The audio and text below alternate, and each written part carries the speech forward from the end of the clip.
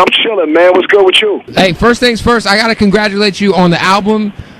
People can say what they want about you, man, but you put together dope albums, and the Red Album is fire, son. Yeah, man, I appreciate that, man. I did the best that I could, but I did it with my fans in mind. Yeah, and I'm a self-admitted Kanye West stan, and I was so disappointed with Watch the Throne, and then I listened to the Red Album, and it kind of made up for it. I'm a Ye fan, too, man, and I like the Watch the Throne album, just not as much as everybody else, and it definitely wasn't the classic that everybody was preaching, and so I was a little upset, but it doesn't stop me from being a Kanye fan, man.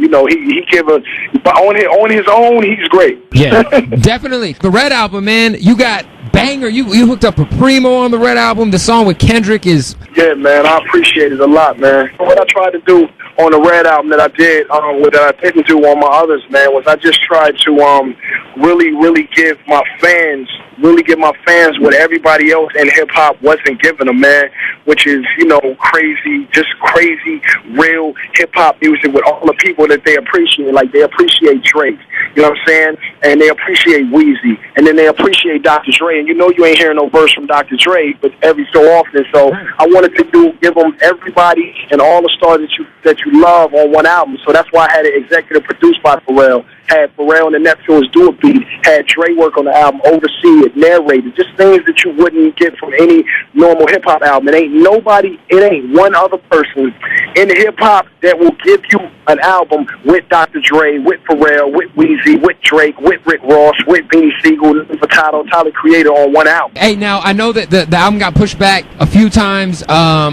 Is this the... I guess how many different versions of the album were there? Like, how many times did you go back and switch up songs? There were several versions of the album, man. Several. And I had to, but you know, that's the 2.5 years that it took me to work on it. Like, that was that bought me enough time to get it perfect. And I think that the reason people are calling it a classic, or people are saying that it's better than Watch the Throne, is because I've had a long time to work on it and get it to 100%. And I got it, you know, it just gave me the opportunity to perfect it, man. And like I said, I didn't hear Watch the Throne before anybody else did, and so it wasn't like I was working against that album. I just tried to make the best album that I could, man. There it is, my dude. Now, you just put out the 500 bars, the Daytona 500 joint. Which is like 20 minutes long. I've only made it about a quarter way through that joint, man.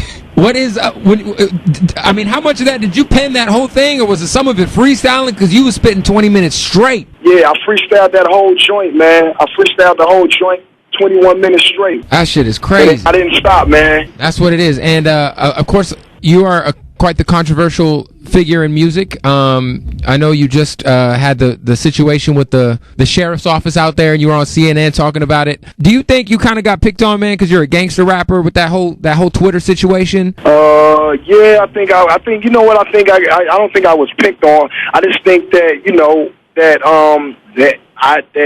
the wrong thing got tweeted from the wrong page, and it was blown out of proportion, but of course they would do that, and they would do it to any celebrity, not just me. So, you know, that, like, it just was a mishap, man. But all of that's in the past, man, and we on now, man. We back on the Red Album, man, and I got to get back down there and see my people that I didn't get a chance to see and all that, man. But I'll be there soon. Yeah. Got to get you out here to Vegas. I wanted to ask you, man. I'm a big fan of you and the whole clique, man. Like Menace, Juice.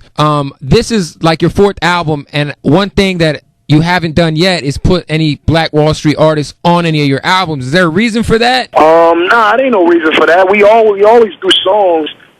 They just don't all, I mean, I guess they just haven't necessarily made it yet, but you know, my cats is comfortable in their own skin, and I show them a lot of love, and hopefully we're able to do a deal and, you know, get a label deal and able to do a compilation album where everybody can be featured and get their own off. But we in the streets, man, and what people don't understand that they need to is that Black Wall Street is bigger than music, man. We're a family, man. Most definitely. We rather go to kids' birthday parties and enjoy each other in that essence than get in the studio and record. I know you just the video just came out. You were calling Little B the worst rapper ever. Has there been any dialogue? I know he tweeted you the other day. I saw him tweet you the other day after that happened. Is there like, I mean, has he reached out to you at all, or is it just... Yeah, what did he tweet, though? He tweeted, like, you know, I did not...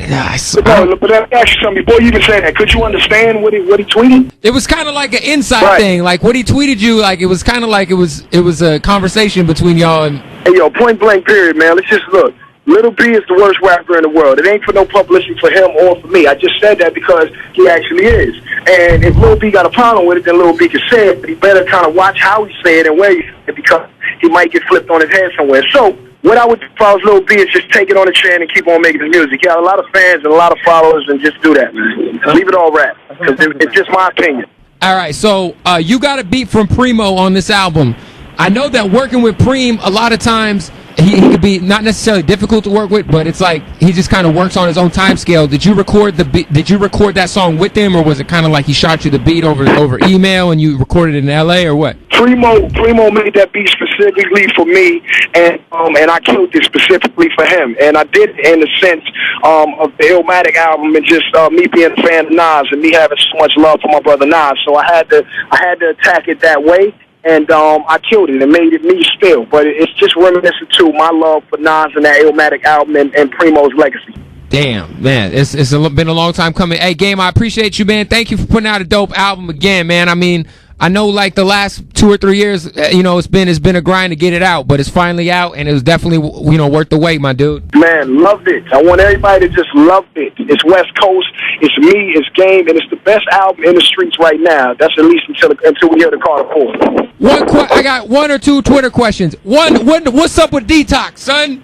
Man, I don't know shit about Detox, man. I'm in there working every day, and I've been in there working on Detox every single day for the last 8 years of my career, and I still don't have any info for you. And if I did, I would say it.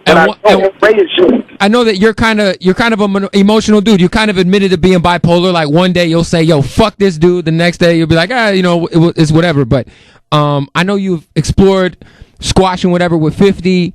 I mean, is that still an open invite on your end? And it's him that's not, you know what I'm saying, reaching out? Because I think I think y'all could run hip hop again if you and 50 link back up again. Definitely could, man. I respect 50 in a sense that he put me on, and he had a great deal in my early on success, but me and 50 got to sit down and have a conversation like man. But I know G-Unit can't happen without me, and it can't happen without him. So that's something that might be visited or it might die. So we'll see. That's what it is, my dude. All right, Chuck. Hey, next time you come to Vegas, we got to get it in. Tell AR and Bird I said what's good. Hey, man, I never been to rehab. I got to come down there to rehab. I've been seeing on the internet pictures and Easy and Easy. Yes. Coming down here. I've been in the gym. So when I come to rehab, I'm coming. Yeah, it's gonna be a no shirt summer. No shirt summer, my dude. All right, fam. All right, one love.